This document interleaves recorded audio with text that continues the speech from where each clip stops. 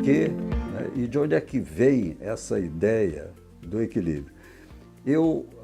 Das minhas reflexões, a melhor ideia que me ocorreu para falar sobre equilíbrio é pensar sobre o nosso próprio corpo, o funcionamento do nosso corpo. Então, quando a gente faz medicina, estuda fisiologia, né? Estuda o funcionamento dos órgãos, dos aparelhos, dos sistemas nossos. E aí, reparem, né? Coisas construídas pela natureza. O nosso corpo, ele tem vários órgãos, vários sistemas, e esses órgãos e esses sistemas, eles funcionam dentro de dois princípios. O princípio da interação, porque eles interagem uns com os outros, e o princípio do equilíbrio. Quer dizer, se o coração, o fígado, o pulmão, o intestino não interagissem uns com os outros, a gente não teria o resultado que é o funcionamento do organismo como um todo, do nosso corpo como um todo. Está claro isso?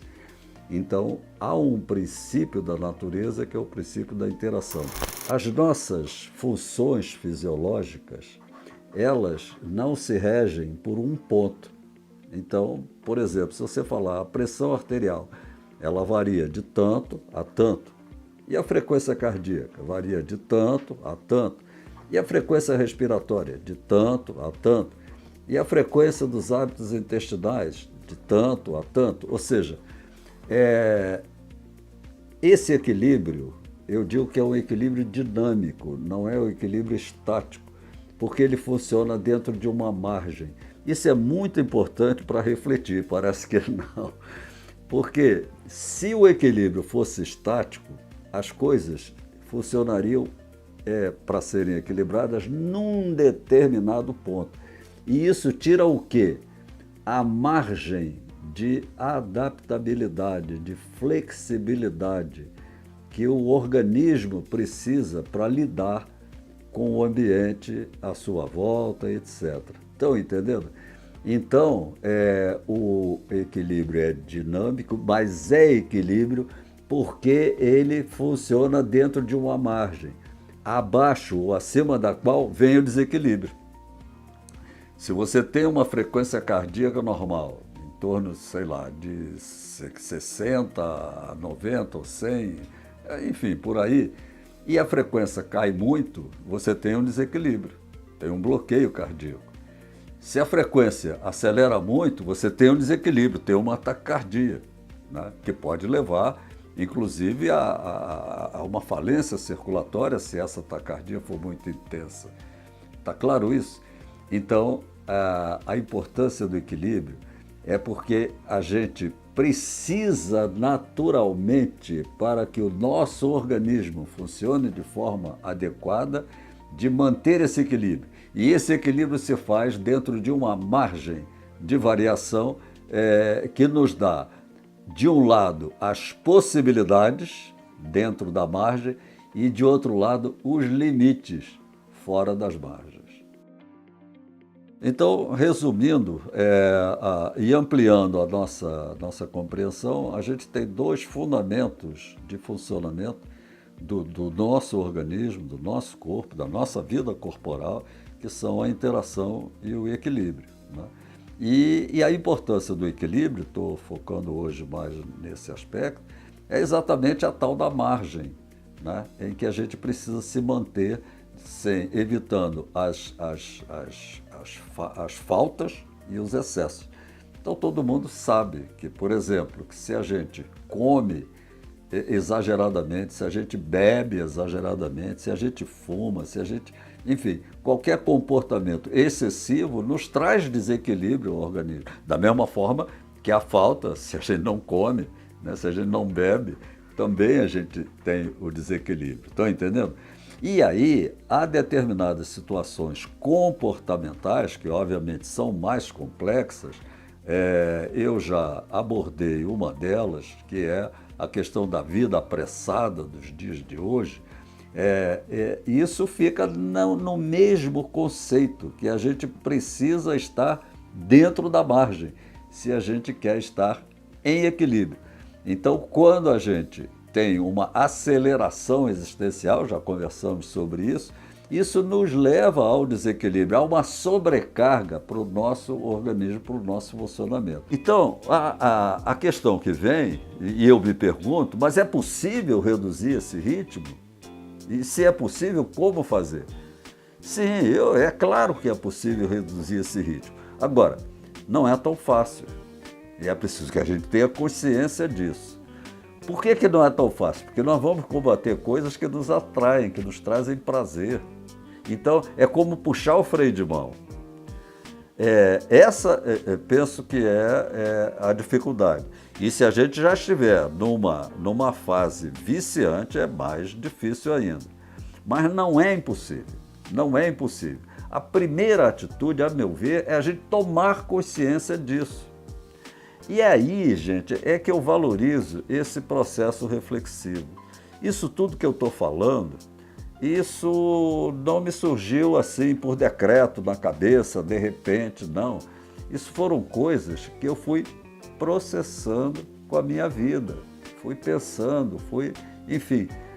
Não é, como eu já falei antes, né? A reflexão, ela tem que se tornar um hábito, ela não é algo posto de imediato, né? Então eu preciso me habituar a pensar mais sobre a minha vida. E isso implica necessariamente em quê? Em pausar, em dar um tempo. Então a gente precisa, de algum modo, reduzir esse ritmo. Pausar, reduzir, relaxar, diminuir um pouco essa intensidade, de alguma maneira. Inclusive para a gente ter um tempo para pensar, mas esse pensar reflexivo, aquele que você fica olhando para o céu, não sei o quê, e pensando, e a minha vida, como é que está? Mas por que está? Como é que eu posso lidar? Estão entendendo? Isso eu estou dizendo que é possível porque eu vivencio isso e já disse a vocês desde há muito tempo. Olha, a reflexão não é nenhuma fórmula mágica. Não é algo que vai resolver todos os problemas do mundo, já disse isso, mas é algo que pode nos ajudar a administrar a nossa vida, a dar um norte à nossa vida, se a gente seguir esse processo reflexivo de parar, de pausar, de pensar por quê, como lidar, de onde vem, para onde vai. Estão entendendo? Isso é fundamental. Um outro aspecto que é fundamental, só para fechar essas ideias, é a questão do desapegar. Já vem se falando muito nisso, muito na questão do desapegar. Que tudo é fácil falar, mas fazer é mais difícil. Falar eu faço, é fácil, eu falo e pronto. Mas viver isso não é tão fácil. Então, desapegar é um processo que também pode ser aprendido. Como? Eu começo a pensar o que na minha vida eu posso me desapegar. O que eu posso deixar de lado. O que eu posso deixar de ser uma prioridade para mim. Estão entendendo? Isso muito objetivamente. Então, eu costumo dizer às pessoas, faça a lista de como é que você usa o teu dia. Escreve o que você faz, bota lá o horário, não sei o quê.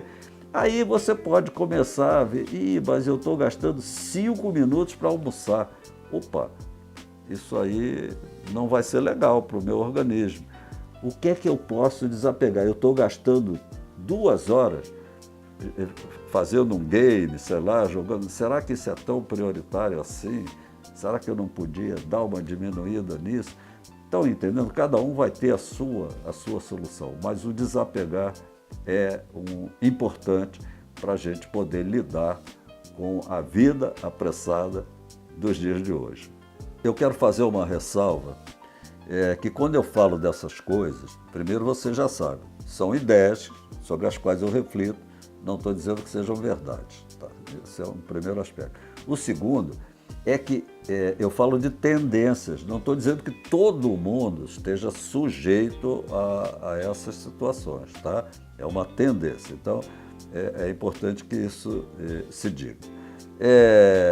Então, a vida apressada dos dias de hoje, ela nos traz algumas consequências, né? Uma primeira eu já falei, esses sintomas inespecíficos e tal, mas eu quero abordar duas questões que me parecem importantes como desdobramento dessa vida apressada de hoje, que é a competitividade excessiva e o individualismo exacerbado.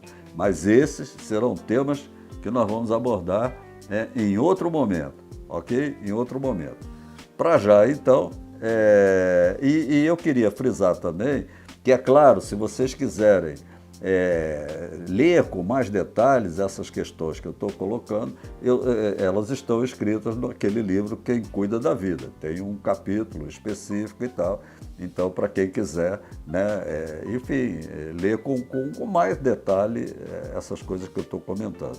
Embora as minhas reflexões fazem com que, eventualmente, eu mude determinadas visões, né, na medida que a vida vai me dizendo, olha, isso não é bem assim, falta aquele aspecto que você não tinha visto e tal. Já disse, reflexão é um negócio que não termina.